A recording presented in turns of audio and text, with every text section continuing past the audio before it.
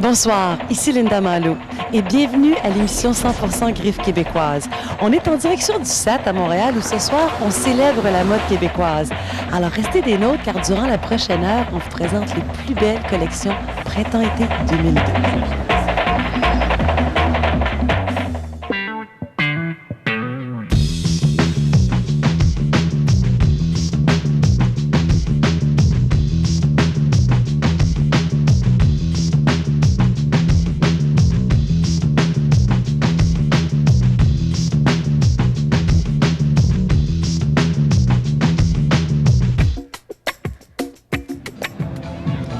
Bonsoir tout le monde. Comme vous pouvez le remarquer, cette saison, nous avons une présentation spéciale de notre émission. Ce soir, on a 14 collections de designers québécois à vous présenter. Et en plus, on a une nouveauté parce qu'un petit peu plus tard, on va s'entretenir avec Jean Héroldi des tendances générales de la mode. Alors, on va partir du bon pied avec les collections de Duy, Michel Desjardins et Parasuco.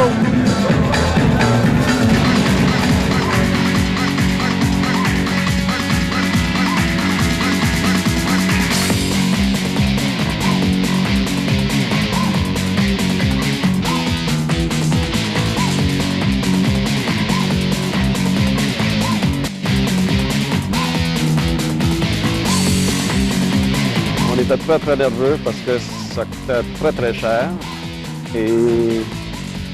Mais le lendemain, on a entendu parler que c'était le meilleur show, le meilleur party qui a été à Las Vegas dans la mode dans les derniers 10 ans.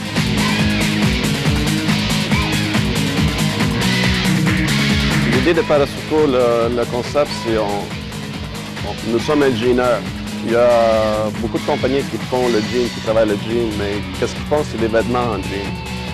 Nous avons la culture d'être un jeaner. Un jeaner, c'est comme les compagnies de Levi's, de Lee. Et en plus, à pouvoir faire des jeans, à cause que nous avons une grande clientèle, ils nous demandent, à cause que Parasuco, c'est devenu un lifestyle, un mode de vie, ils nous demandent tout autre vêtement qui va avec le jean.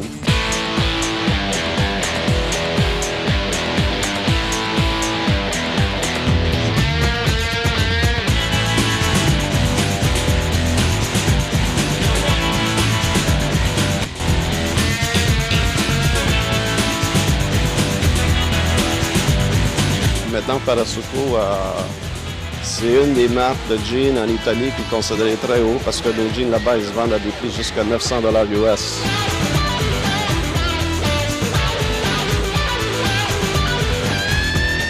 On dit beaucoup aussi que les dames qui s'habillent chez Parasuco, c'est des dames qui se font habiller pour se faire déshabiller.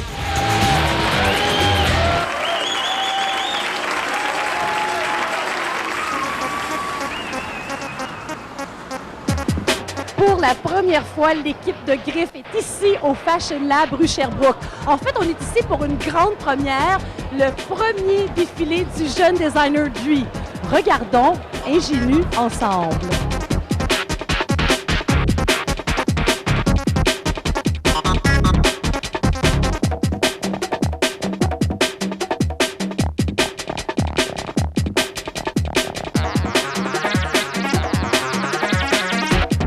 Duy a un parcours assez particulier parce que tu as touché à la mode, tu es sorti de la mode, tu as touché à l'architecture, tu en es sorti, tu es revenu à la mode, mais là, c'est pour y rester. Moi, j'adore l'architecture. Mais quand j'ai commencé à étudier l'architecture, je me sens pas assez patient pour faire des plans, tout ce qui est précision. Même maintenant, les patrons, j'essaie d'éviter des petits détails que s'il y en a trop, je les délaisse. Fait que moi, c'est sûr que j'aime créer les objets, j'aime créer les espaces. Fait que si un jour je veux y toucher, c'est pas impossible.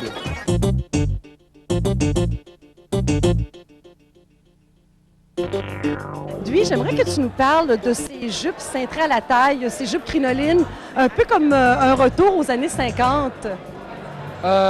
Retour aux années 50, oui, mais parce que les années 50, c'est taille ajustée et jupe, grosse jupe à crinoline. Mais j'ai aussi intégré des silhouettes où la blouse n'est pas trop ajustée avec la crinoline parce que je trouve que ça fait un petit peu ballerine, ça fait romantique, ça fait féerique. Puis moi, c'est un style que j'aime beaucoup parce que ça fait jeune, ça fait frais, ça fait léger. Est-ce que tu crois qu'à Montréal, on est prêt pour une mode un peu avant-garde? Parce que ta mode, elle est assez particulière. Je crois que ça commence à débloquer parce que avec les émissions américaines, les Américains, c'est ce qui nous guide. Fait qu'avec les émissions comme Sex and the City, même dans Ali McBeal, Sex and the City, ils portent des jeunes créateurs, ils portent des grands designers mais avant-gardistes.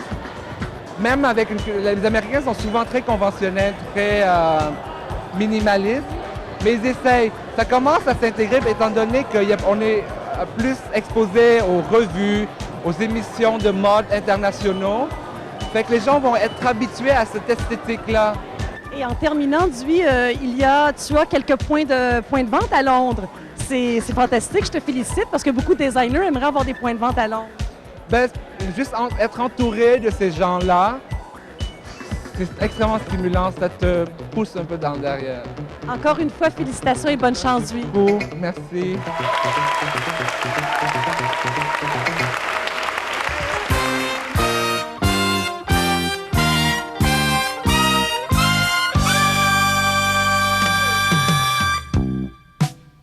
Je voudrais tout avoir. Alors, et ces vêtements d'été, c'est d'une telle beauté, c'est fluide, c'est léger, les chiffons sont absolument remarquables avec les couleurs, les agencements de couleurs ensemble. C'est absolument magique. Michel, c'est ce qui est extraordinaire chez lui, c'est qu'il n'y a pas de flafla. C'est des lignes qui sont quand même dépouillées, portables et qui durent des années. J'ai des choses de Michel depuis très longtemps qui sont toujours à la mode.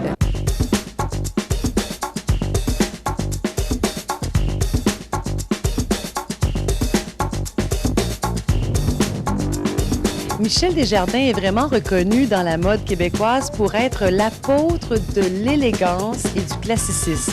Mais pour cette collection, il a osé présenter quelques looks un peu plus sport. Parions que ses clientes vont vraiment apprécier. Vous savez, elles arrivent ici souvent avec une idée préconçue. Moi, je veux un tailleur marine ou je veux un tailleur noir. Puis souvent, elles partent avec finalement le contraire. Alors, je me rends compte ce qu'elles veulent. Là. Finalement, c'est un petit peu de surprise. Hein?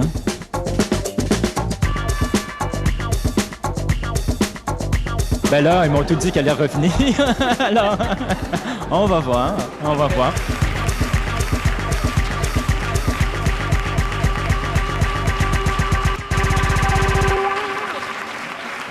Et bien voilà, c'était notre cher Michel Desjardins. Après la pause, Marissa Mineguchi en vert, Body Bag, Cam Kill et je rencontre Jean Héroldi. À tout de suite.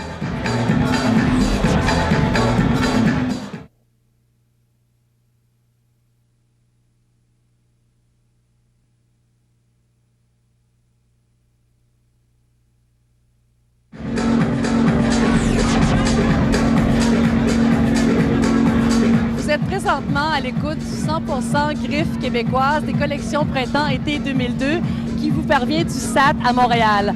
Alors, on poursuit en défilé avec les collections de Anvers, Body Bag, Cam Kill et Marissa Mineguchi qu'on pourra dorénavant appeler Lady in Red parce qu'en fait, c'est sa couleur fétiche. Alors, je suis prête pour le défilé. J'ai mon veston rouge, j'ai mes mules rouges.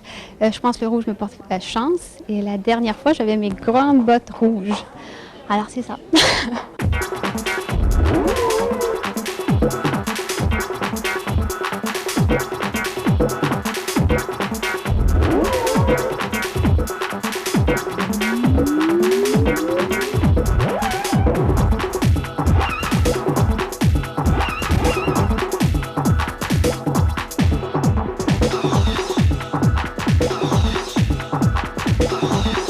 Oui, c'était vraiment ça que je voulais avoir.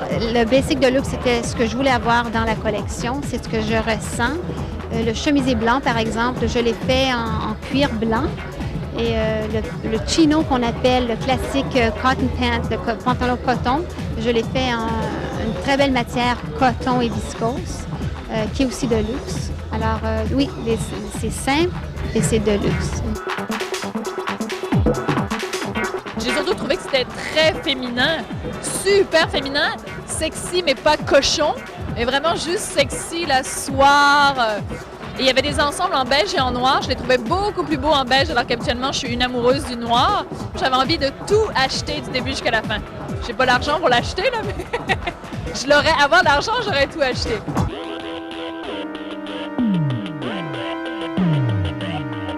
Mesdames, ce printemps, soyez prêtes à vous serrer la taille car Marissa a imaginé des ceinturons corsetés qui vous donneront style sans douleur. La preuve qu'il faut plus souffrir pour être belle. Je pense que il y avait un temps où on disait tout ça, oui, mais la femme, elle a beaucoup compris le confort, elle ne veut plus souffrir. Et je pense que ces corsets-là ne sont pas vraiment les corsets d'un jour. Ils sont très bien apportés, c'est souple, c'est fun. Ça donne un petit détail à des silhouettes très simples. Mon porte-chance, le veston rouge, je ne sais pas qu'est-ce que je vais mettre de rouge la prochaine fois. On verra bien.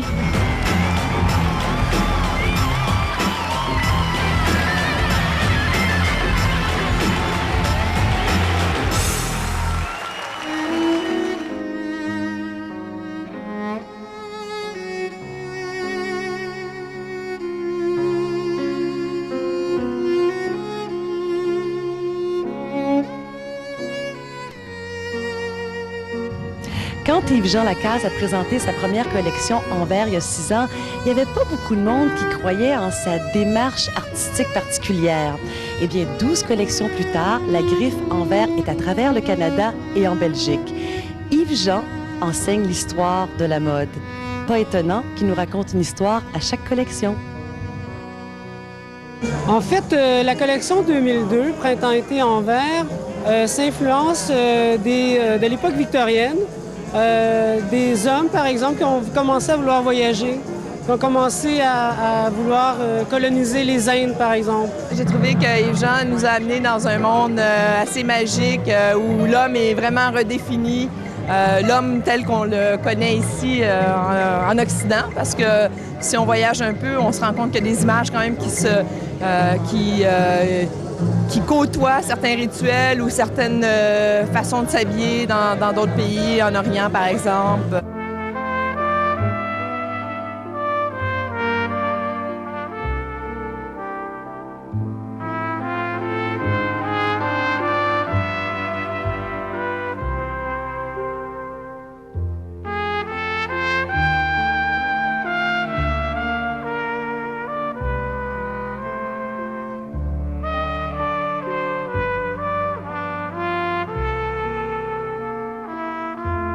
Ben, en fait, l'homme a toujours dicté la mode, que ce soit les cours des rois, etc., que ce soit même le clergé.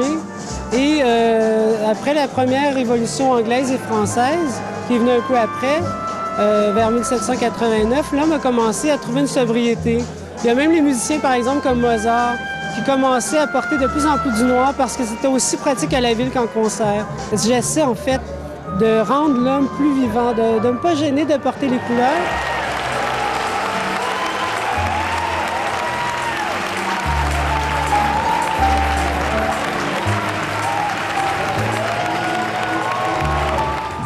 Yves-Jean Lacaze et sa magnifique collection pour hommes en verre.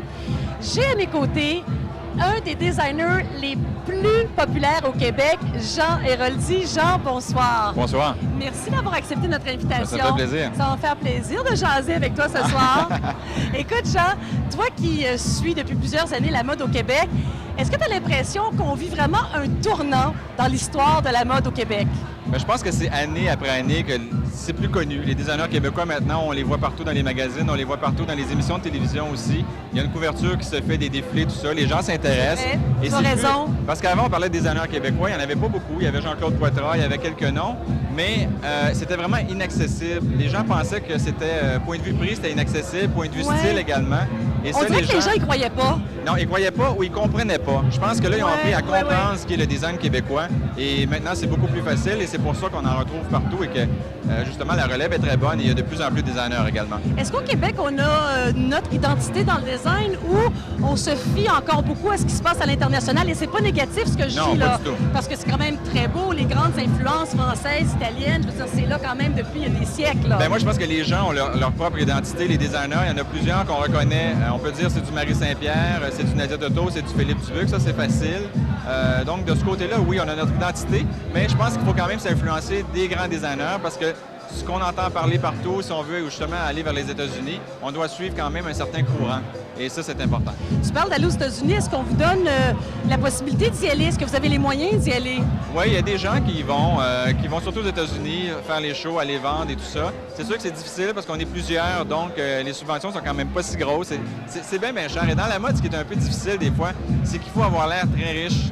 Mais quand on commence comme designer, on est très pauvre. L'argent attire l'argent, donc c'est vrai ce dicton-là. C'est ça, c'est très, très vrai.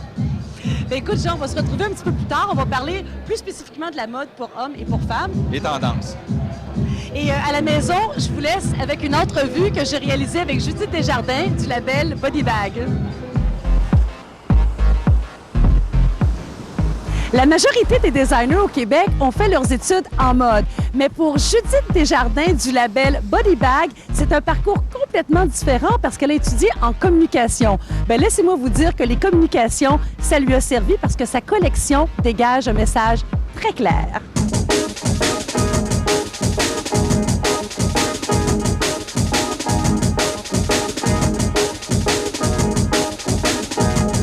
Qu'est-ce qui se passe dans une vie pour qu'on commence en communication, puis tout d'un coup, on se retrouve dans la mode? J'ai toujours voulu m'en aller dans la mode, mais bon, on s'est fait décourager un petit peu. Non, fais pas ça. Donc, je suis allée en communication. Bon, j'étais aux études, on sortait beaucoup, on sortait dans les parties. Je me faisais toujours des kits pour sortir. Et puis, on voyageait souvent. On allait à Boston, à New York, dans les raves.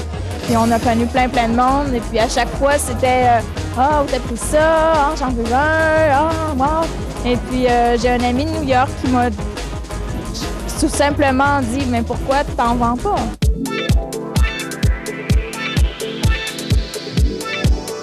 D'où vient cette idée du mot body bag? Bon, c'est les sacs dans lesquels on met les cadavres pour l'amener à la morgue. C'est pas seulement l'aspect morbide que j'exploite là-dedans, c'est vraiment de juste faire prendre conscience aux gens qu'on est éphémère, d'apprécier le moment présent.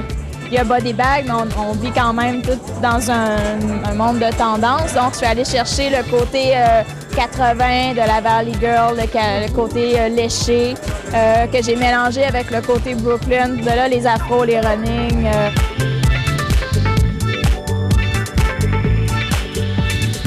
Est-ce que tu penses que les gens sont prêts à se poser certaines questions avant d'aller magasiner? Je pense pas que c'est vraiment important de se poser des questions en allant magasiner. C'est plutôt c'est beau, c'est confortable, je le veux, je le porte, je l'achète.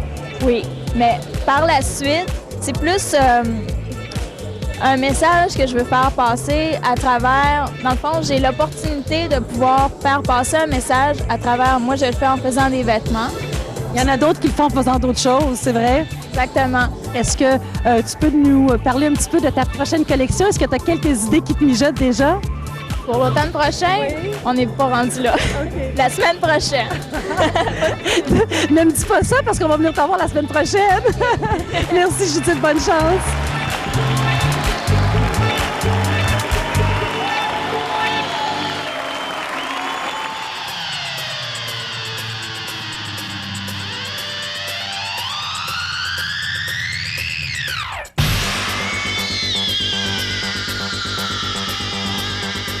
Camkill est un nouveau label, mais ses créateurs, eux, ont beaucoup d'expérience. Douglas Mandel a déjà été designer chez Hugo Boss et Donna Karan avant de s'associer à sa femme Yvonne Mandel, qui est une grande spécialiste des tendances. C'est dans leurs ateliers boutiques du Vieux-Montréal que ce défilé vous est présenté. Working in the corporate world for 15 years, so you take that with you. You take all that experience and knowledge of what it is, but then there's becoming independent designers now is throwing that whole world away. Casual Friday really confused everybody, but it also opened up a lot of new possibilities. And now, I still believe in dressing up. You see our suits, but what we've done with the suits is we cut them with jean cut pants. So we blended that sportswear world into the clothing world. And so menswear is moving forward. Guys are a lot more open to wanting something different now.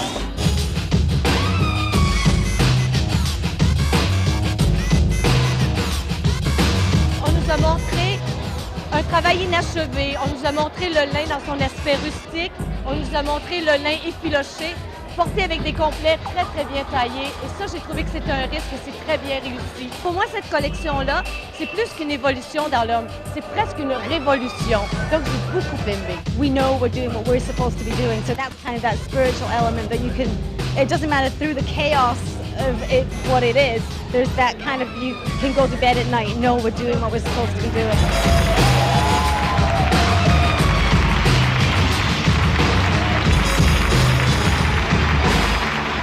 Camkill, ça va être un label à surveiller.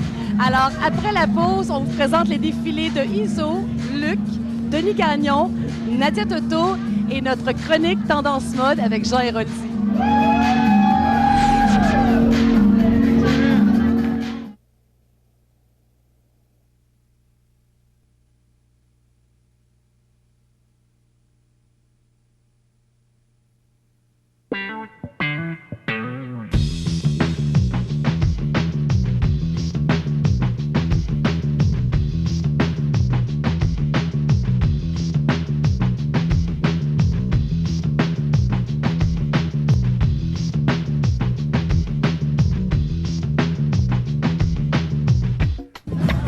Vous écoutez le 100% Griffes québécoises, donc vous êtes à la bonne station. Dans le prochain bloc, les défilés de Luc, Denis Gagnon, Nadia Toto et tout de suite Iso.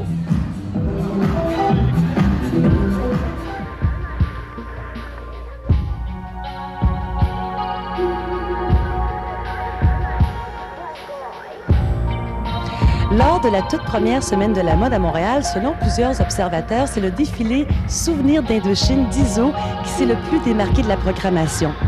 Marquant l'entrée en scène de sa collection pour hommes, la signature reste tout aussi poétique.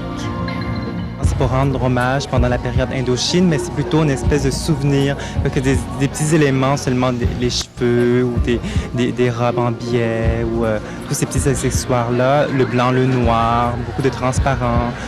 C'est toute cette ambiance-là qu'on essaie de ramener de l'Indochine. I thought it was very, very beautiful, dreamy. It was what you want fashion to be.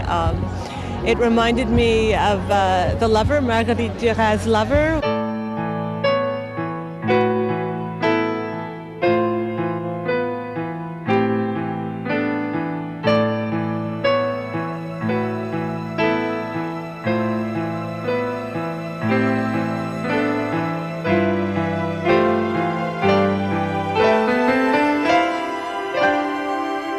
Iso est arrivé exactement au bon moment. Il est arrivé au moment où il ne se passait absolument plus rien en mode.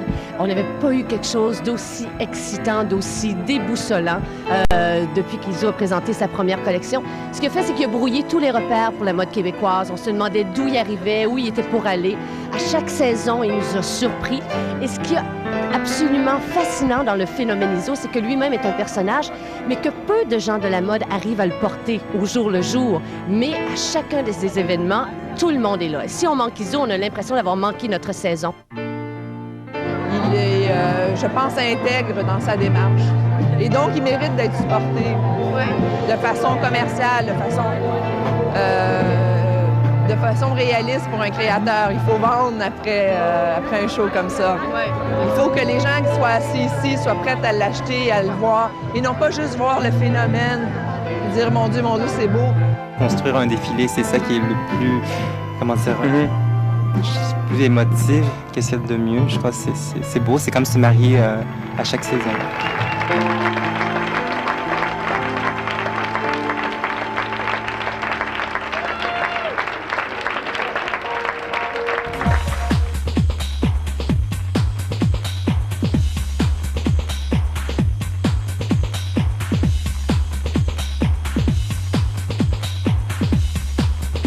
Visionnaire de la première heure, Luc Laroche pense international. Il est déjà bien distribué aux États-Unis et il revient d'un séjour en Italie où il a tenté de séduire ce marché avec ses collections. Et vous savez quoi? Ça a fonctionné. Sa recette, Luc sait exactement ce que l'homme recherche. L'homme veut bien se sentir, veut être confortable d'abord. Et il veut être beau. Il veut être beau à sa manière. Donc, en étant confortable, c'est une façon décontractée ou très habillée, mais d'une façon où les gens le regardent, tout le monde peut se faire voir, avec une façon, chacun sa façon. Puis ce soir, on en a donné pour tous les goûts. Donc, je pense que c'est ça que moi, c'est ce qu'on pense que l'homme veut. D'abord, être confortable. L'homme moderne, c'est très simple. Il veut être sexy et confortable. J'ai beaucoup aimé ça. J'aime beaucoup Luc depuis longtemps. J'aime la simplicité dans ces événements. J'ai particulièrement aimé les maillots de bain.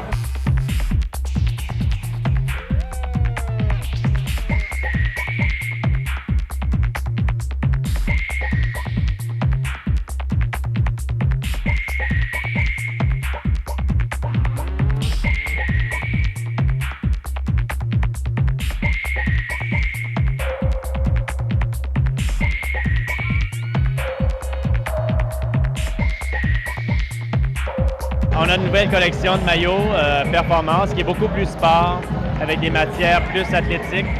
Puis on avait une demande, donc on s'est vraiment aligné là-dessus pour développer ça, pour élaborer sur notre collection. Puis on a aussi maintenant rajouté la collection de maillots un peu plus ample, trunks en anglais. Donc c'est ça, on a rajouté, il y en a un peu pour tout le monde maintenant.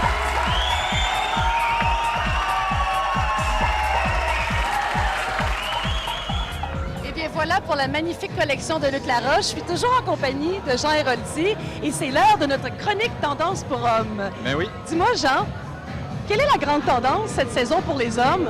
Bien, la grande tendance, de nos jours, c'est plus comme avant. On ne change pas drastiquement d'une saison à l'autre. Donc, c'est une suite des saisons précédentes. Mais ce qu'on va retrouver en majorité, c'est des vêtements qui sont assez cintrés, des carrures, des épaules qui sont moins larges. Le pantalon, c'est encore le pantalon qui est sans pli, une coupe droite. Je crois qu'il y a quelques designers qui ont quand même essayé. Versace a essayé la taille très haute, mais là, c'est à condition d'être mince, de peser 90 livres. Donc, ça n'a pas vraiment marché. Non, et Gucci la porte extrêmement large, mais ça, c'est vraiment pour une clientèle très, très spécifique. Au niveau de la couleur, les teintes de terre, les beiges, les bruns, on marie assez souvent avec une couleur, soit une couleur pastel, qui donne quelque chose de nouveau pour la saison. Il me semble que c'est pas tous les hommes qui ont envie de porter du pastel. Il me semble que c'est difficile, ça va pas à tout le monde. Et ça fonctionne. C'est une tendance. Si le rose pastel ne vous va pas, peut-être aller vers le bleu pastel. Il n'y a pas grands hommes qui refusent de porter le bleu. D'ailleurs, c'est la couleur préférée de 70% des hommes. Donc, on est sûr à tout coup que c'est gagnant. Tu me parlais des designers Versace, Gucci. Parle-moi un petit peu des designers au Québec. Est-ce qu'on a une identité québécoise? Bien, il y a une identité québécoise, oui, sûrement. Et les mêmes tendances, on les retrouve chez Dubuc. Il y a beaucoup de rayures, comme dans tous les designers internationaux. Et beaucoup de rayures, les couleurs pastel, des tissus aussi qui sont très confortables avec du lycra à l'intérieur. Des choses très bien, assez classiques. Et si on veut qu'un vêtement, justement, pour hommes dure longtemps, bien, c'est très facile parce que les tendances ne changent tellement pas beaucoup.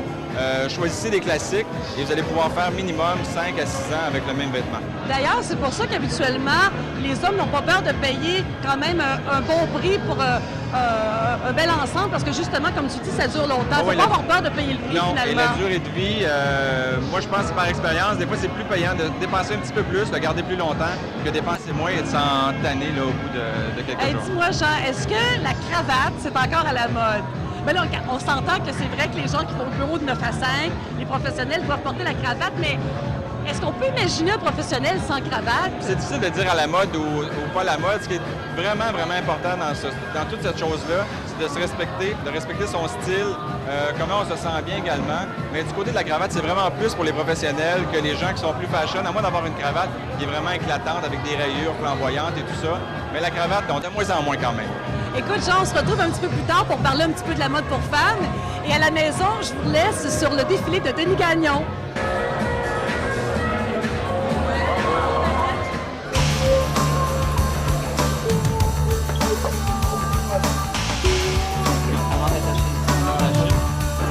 Si vous regardez un magazine de mode dans la section masculine, vous allez sûrement y retrouver ces vêtements, les vêtements de Denis Gagnon.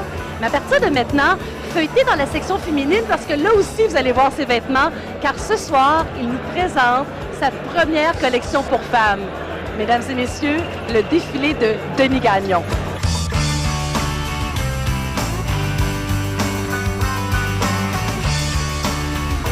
Denis, sur ta carte d'invitation pour le défilé de ce soir, c'est inscrit Denis et Denise. Ouais. Qui est Denise? C'est moi! Alors, c'est ton côté féminin. Ouais. Comment t'aimes ça de travailler des vêtements pour femmes? C'est tellement différent que des vêtements pour hommes. C'est extrêmement différent, oui. Et ça m'a fait hyper peur, hein. Alors, je te jure, je me disais, comment moi je me perçois si j'étais une femme? Comment je le vois? Comment je le ressens? C'est quoi, là? Et je me suis remis en question, là. Des soirs, là, je disais, non, c'est nul, oui, c'est bon, non, c'est nul. Je faisais venir des gens aussi. J'ai fait venir des gens aussi pour voir un peu leur feeling, qu'est-ce qu'ils percevaient.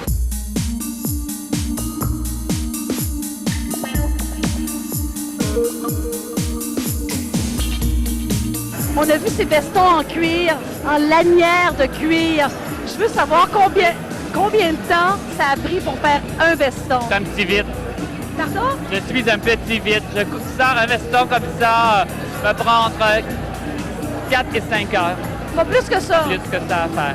Mais il faut que j'aie l'idée. Un coup, je le produis, tout ça. Tu sais, un coup, je sais le concept, etc. Là, je coupe tout ça.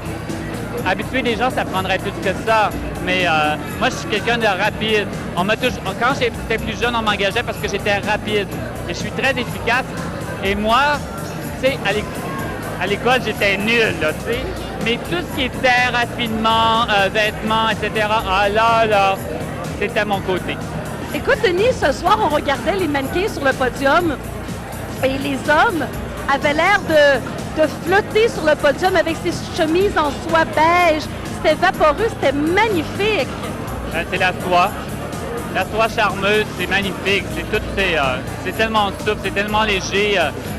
Et cette année, l'année passée, je l'avais utilisé, cette matière, mais je l'avais toute froissée, lavée, fripée, destroy, déchirée. Cette année, je voulais qu'elle soit pure. Denis Gagnon, merci. Et encore une fois, on ne pourra pas dire qu'il n'y a pas de création à Montréal. Ce n'est pas vrai. On en a la preuve ce soir, il y a de la création.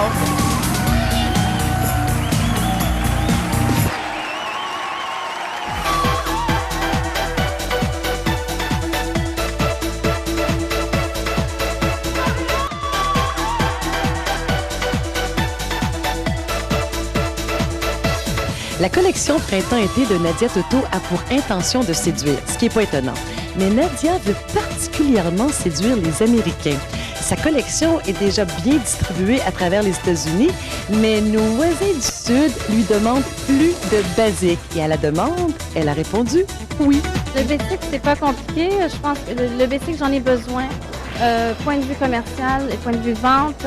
Et le soirée, je pense que comme tout créateur, c'est ce que j'aime le plus faire. Puis je me laisse aller un peu.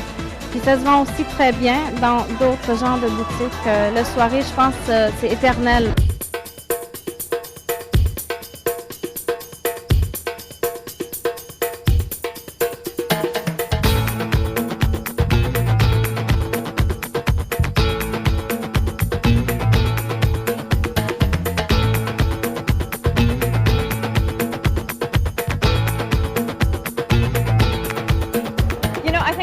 Because Nadia always, as soon as she puts one little piece on the runway, she tempts everybody and they're all excited. I mean, everyone loves what she does. Her cuts are always right on, always complimenting to the body and hips, and how she always angles all the skirts down to the right. It's beautiful, absolutely wonderful. I think it was a great idea too. Love to see what she has coming out next season too. I'm going to get something. Where is she anyway?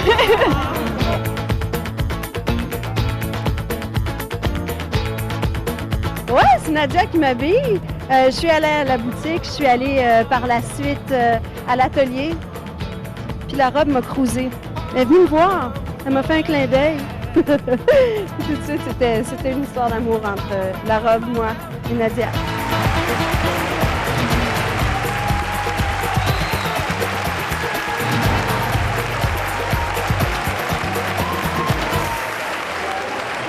En tout cas, je pense qu'on peut dire que Nadia Toto est vraiment une très grande créatrice.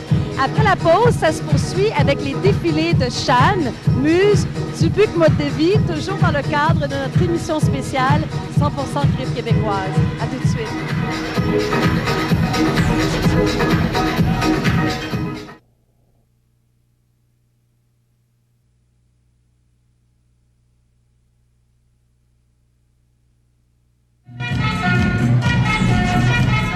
Regardez notre spécial mode qui nous parvient du SAT à Montréal. Alors, on poursuit avec les défilés de Muse, Shan et sa nouvelle designer, et on termine l'émission avec Dubuc, mode de vie.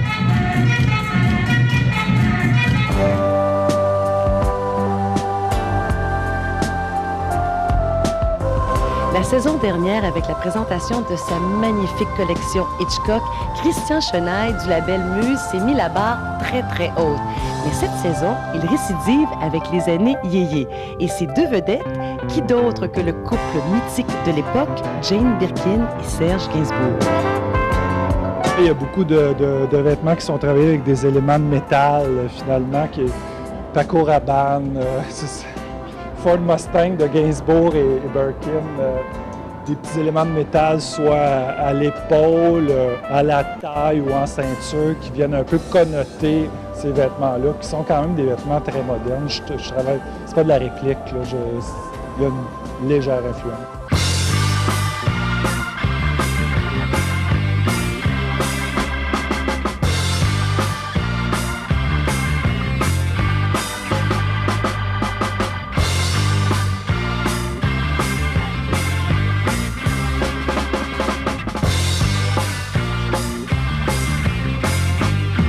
J'aime l'idée qu'on ait, comme être humain, plusieurs facettes à notre personnalité puis qu'on les exploite.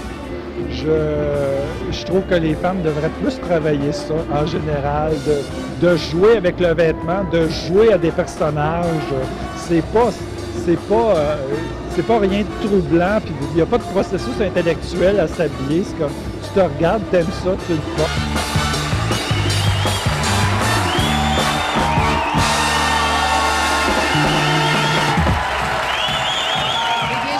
Vous avez apprécié cette collection qui rendait hommage à Jane Birkin. Je suis toujours en compagnie de notre grand Manitou, Jean Héroldi. Jean, merci d'être avec nous ce soir. Ça me fait vraiment plaisir qu'on discute ensemble sur la mode québécoise. Jean, pour la mode féminine, quelle est la grande tendance? La nouveauté. Bien, il y a une grosse tendance, puis je veux dire que c'est comme trois tendances mélangées ensemble. Il y a la señorita, la paysanne, la bohémienne. Le look un peu espagnol ou? Si on parle de señorita, c'est le look espagnol, les dentelles noires, les transparences aussi, les fleurs, beaucoup d'imprimés floraux. Et si on parle de la bohémienne, de la paysanne, là, on peut penser à tout ce qui est broderie. Un peu hippie, mais très féminin, très chic. On parle de broderie mais avec des paillettes, avec des pierres. Mais il me semble qu'il n'y a pas longtemps, on a eu un retour un peu ces années 70.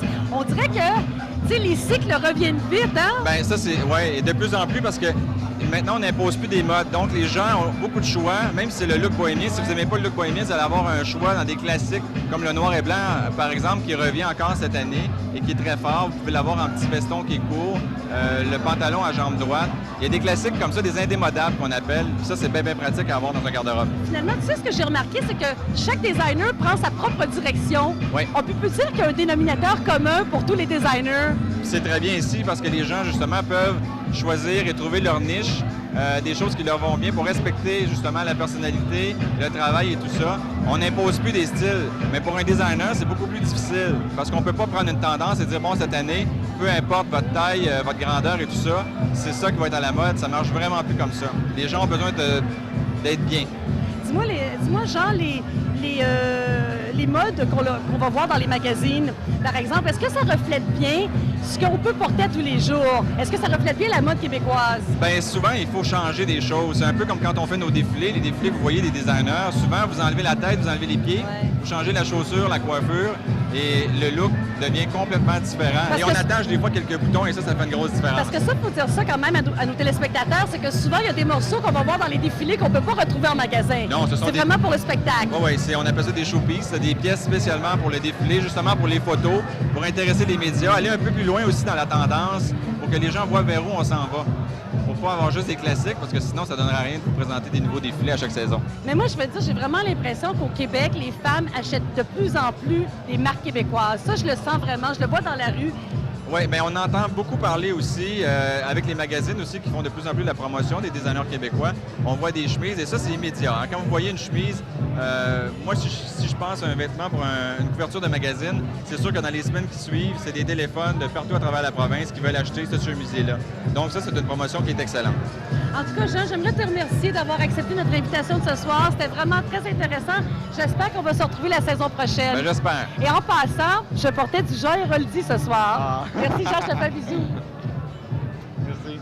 On enchaîne tout de suite avec le défilé de Shan.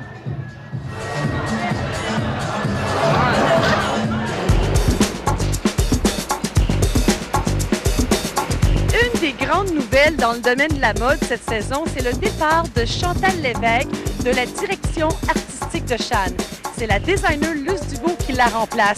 Mais croyez-moi que cette transition se fait tout en douceur, car Luce Dubois est l'assistante de Chantal Lévesque depuis maintenant 15 ans. On regarde ce que ça donne.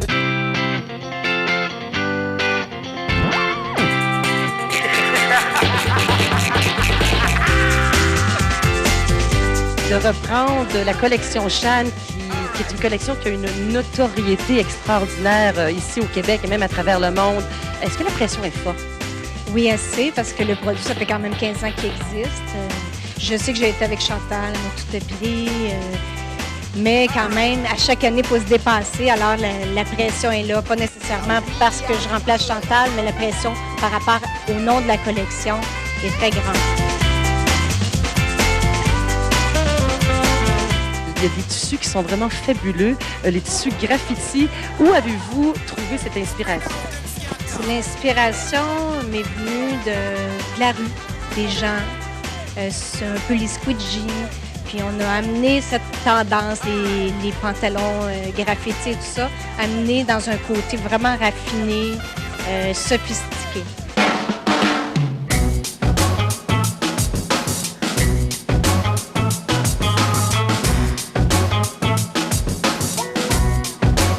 L'esprit de Shan, c'était par rapport à toutes les années, la féminité, l'élégance, le raffinement, l'ultra chic et même le côté sexy pour les deux pièces.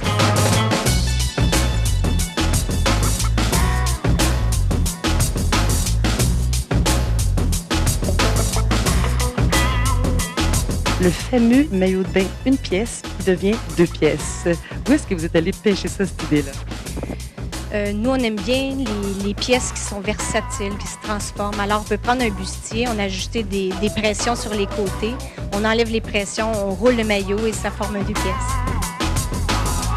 Luce Dubois, merci. Merci.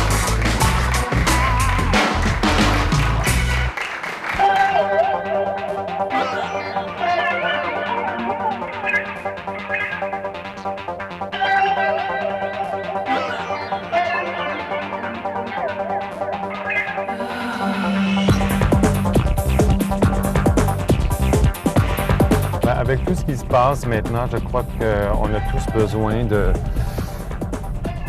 besoin de joie de vivre et puis il ne faut pas se sentir coupable d'avoir cette joie, de continuer à avoir cette joie de vivre-là, même si des fois, parfois, c'est difficile.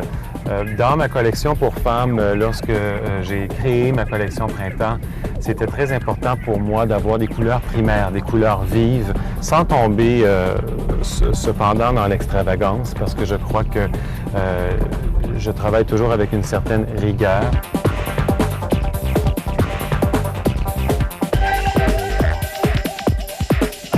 Je suis content d'entendre les gens dire qu'on sent une ligne directrice dans mon travail, qu'on sent une vision, parce que pour moi, ça a toujours été très important de garder une seule vision, de tenir une certaine rigueur aussi dans mon travail, parce que je ne me considère pas un créateur de mode qui suit les tendances, que je vais toujours dessiner mes collections aussi en pensant aux mêmes choses, en pensant aux mêmes gens et en m'adressant aussi au même type de clients.